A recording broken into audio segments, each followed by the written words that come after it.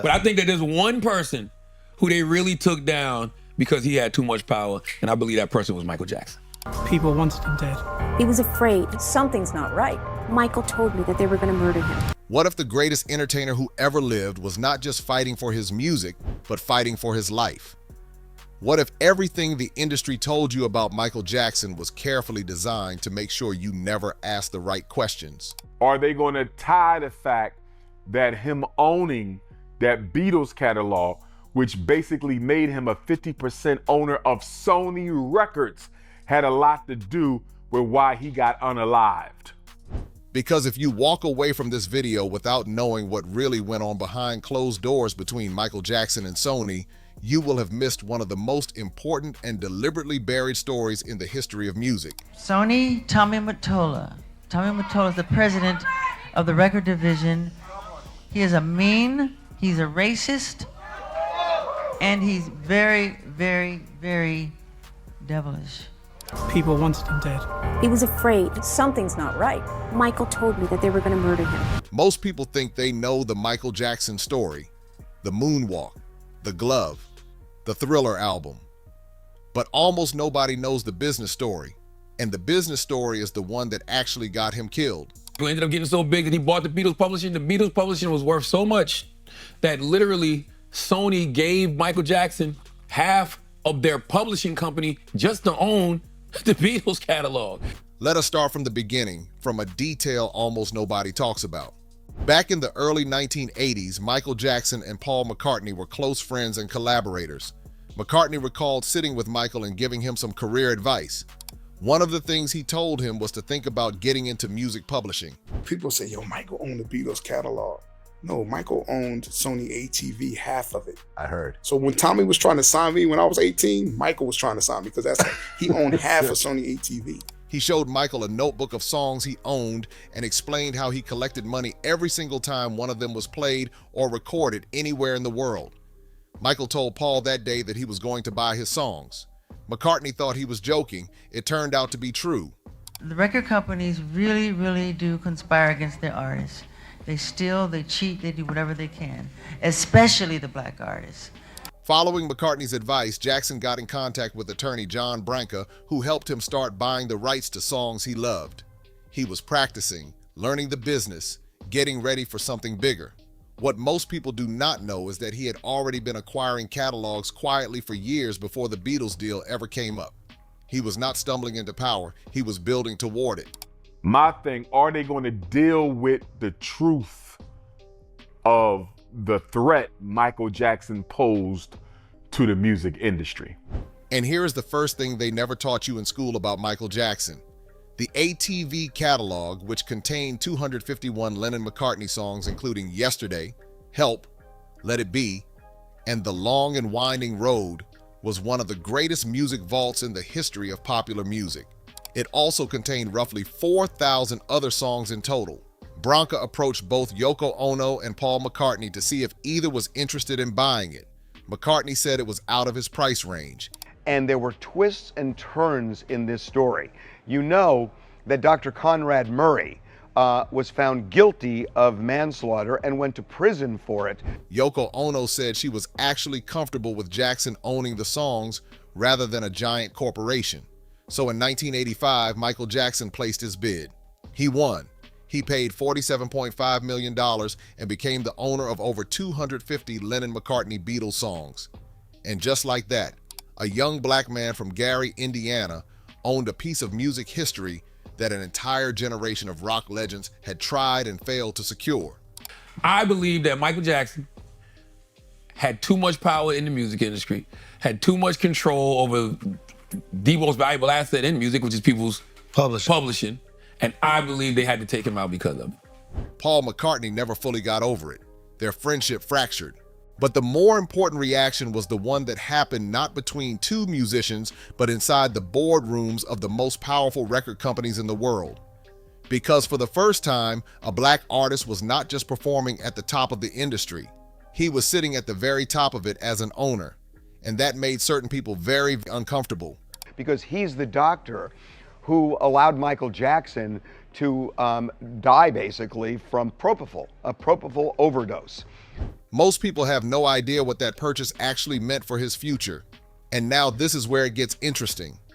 In 1995, Sony approached Michael with a deal to merge their music catalog with his ATV catalog, forming a joint venture called Sony/ATV Music Publishing. Sony paid him $95 million for half the stake. On paper, it looked like the most powerful music partnership in the world. In reality, it was the moment Sony got its foot in the door of something Michael had spent his entire career building. And Sony had no intention of staying at just half. And yes, Dr. Murray was there when Michael Jackson died. But to say that Conrad Murray was the one really responsible for Michael Jackson's death, I don't think is fair. What the history books leave out is that this deal was not a celebration. It was a trap with a very long fuse. Michael needed cash at that moment in his life. He was already carrying debt from his Neverland ranch, from his lifestyle, from legal battles. Sony knew he needed the liquidity, and they knew that over time, if they could keep him financially pressured, he would eventually have to give up more. The only question was how long they would have to wait. And I think a lot of people got away with a lot with Michael Jackson and his death. Nobody tells you this part, and you need to hear it. As early as the production of his Invincible album, which began in 1997, Michael expected the rights to his own master recordings to revert back to him. But the label extended the copyright, tying him further into obligations he had not fully agreed to. And then the worst part came out. It turned out that the attorney who had worked with Michael on that contract was also working for Sony, and Michael was completely unaware of this conflict of interest. His own lawyer. The man trusted to protect Michael's most important business dealings was quietly protecting Sony's interests instead. Think about what that means for a second. Think about how long that must have been going on. Are they going to deal with that? Are they going to deal with the fact that the reason he went on tour or was preparing to go on tour was to pay off his debt to Sony so he would not have to give up his ownership of the Beatles catalog? This was not just a betrayal by a corporation. This was a calculated operation. They had their person on the inside. They extended his obligations without his knowledge. They pushed the date when he could reclaim his masters further and further into the future. And every year that passed was another year Sony could sit back and collect income from a catalog they helped Michael build, but were slowly positioning to own outright. Wait until you hear what they did next. Why I'm doing the video with the Beatles, that's gangster. Right. Michael walks into Paul McCartney. If you're gonna sell the Beatles, how much you sell them for? Oh, I don't know, about 60 million. Wow, that's a lot of money. Michael had poured everything into Invincible. It took 4 years to record. It cost $30 million, making it the most expensive album ever made in the history of recorded music. He recorded across more than 10 different studios. He paid top producers like Rodney Jerkins not to work with any other artist during those sessions just to guarantee the sound he was going for. Sony reportedly allocated an additional $25 million for marketing on top of that, which would have made the total investment in the project more than $55 million. This was supposed to be his triumphant return. The world was supposed to be reminded that the king of pop had not slipped even 1 inch. Wow, that's a lot of money. That motherfucker go right to his trailer, get his people on the phone. Paul don't find out till the next fucking day Michael done bought the Beatles. That motherfucker come on and say, how can you buy Beatles? How can you buy Beatles? He said 60, I gave you 64. That's a lot of money. But here's what Sony actually did with that investment. After Michael notified Tommy Mottola that he was going to leave Sony at the end of his contract, the label cut nearly all promotional efforts for the album. Music videos were canceled. Planned singles were pulled from release. Even a charity single Michael had recorded specifically for the victims of September 11th was blocked. He had a song ready to help raise money for families who had just lost everything, and the label refused to release it. That detail alone should tell you everything about what kind of war this had become. So whenever you used to see, look it up. Whenever you used to see Sony ATV, that was Sony, and ATV was Michael Jackson's publishing company. They did not just sabotage an album. They took $55 million worth of work, pulled the plug on its promotion, and then pointed to the weak sales as proof that Michael Jackson was finished. They manufactured his decline. and the media helped them do it without ever asking a single question about why. So when I do math and I say, okay, he had one video and he did 6 million. Yeah. When you look at Thriller, he had 7 videos.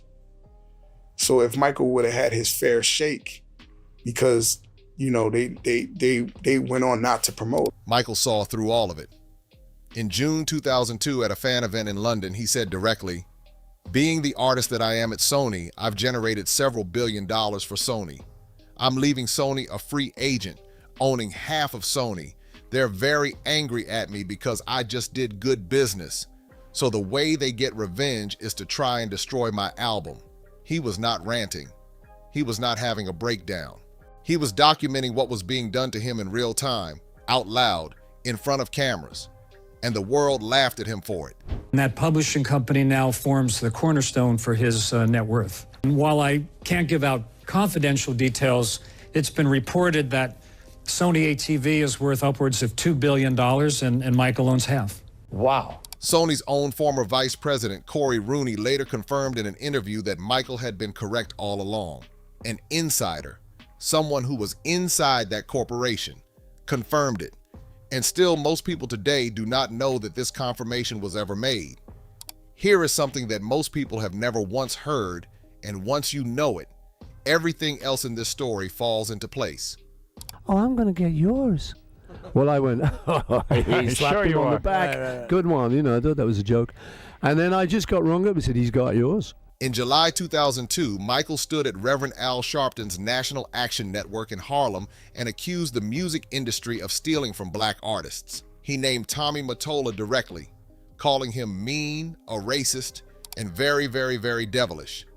He held up a photograph of horns drawn on Mottola's face.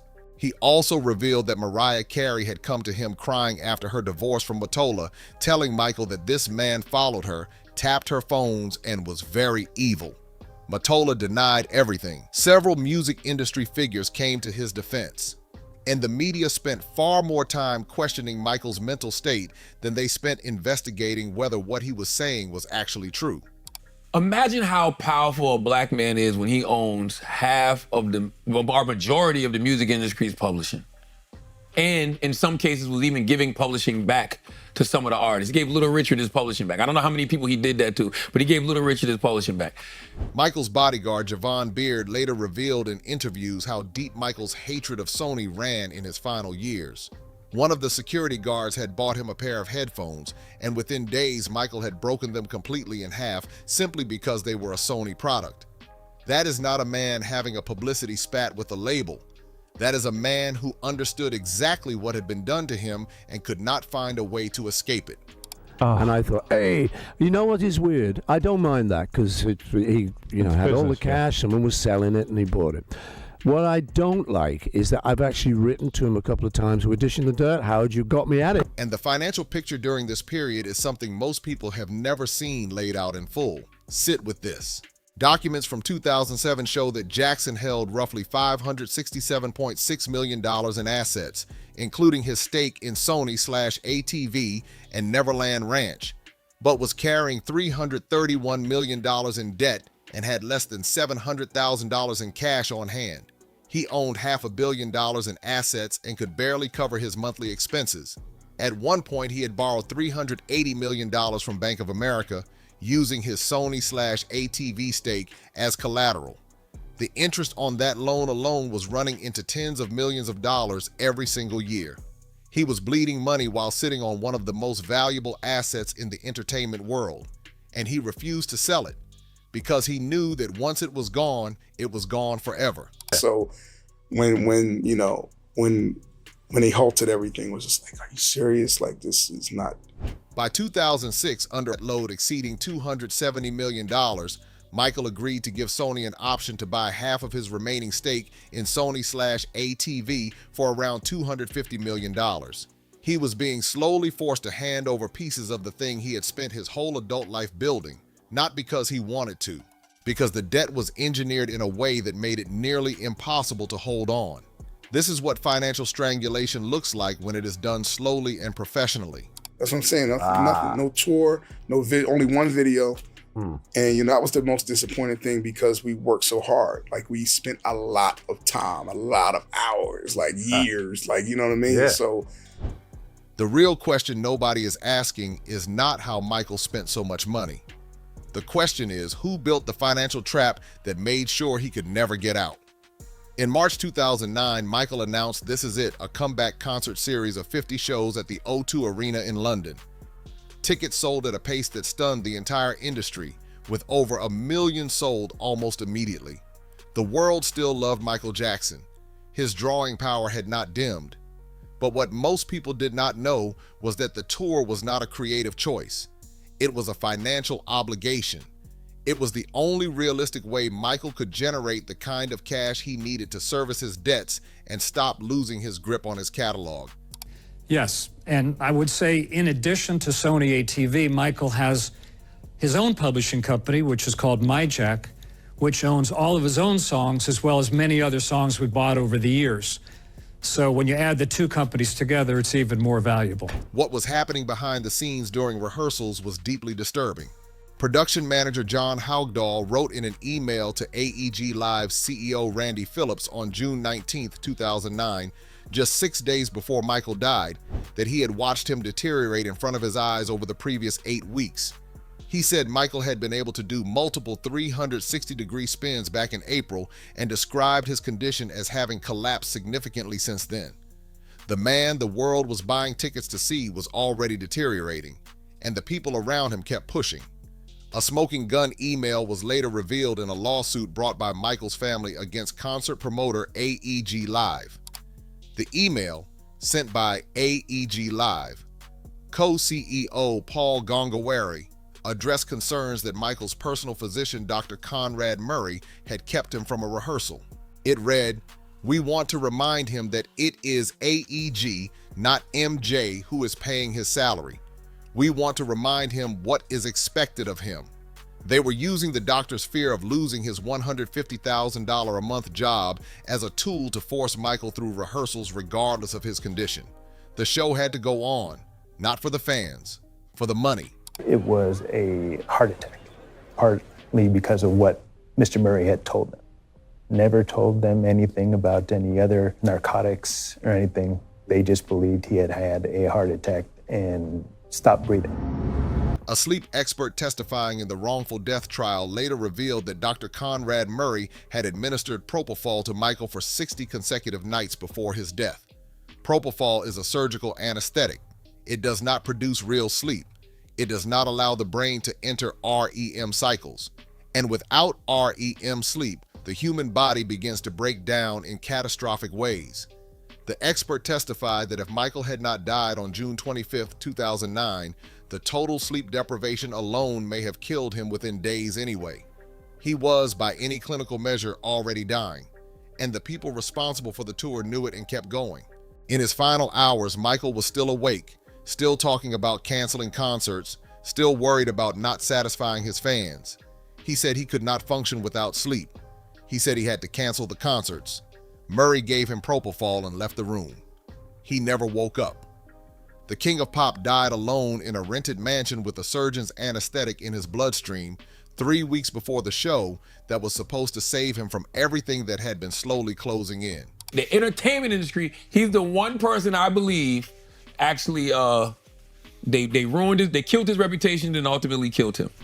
And now here's the part that will make your stomach turn, the part that almost never gets said out loud.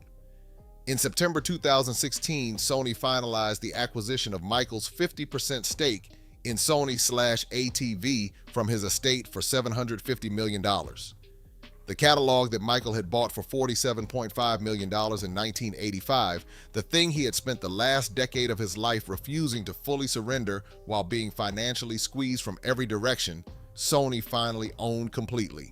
When you total every deal Sony made involving Michael's catalog across the years, including the original Sony/ATV formation, the 2016 buyout, and the subsequent EMI stake purchase, the figure exceeds $2 billion. $2 billion.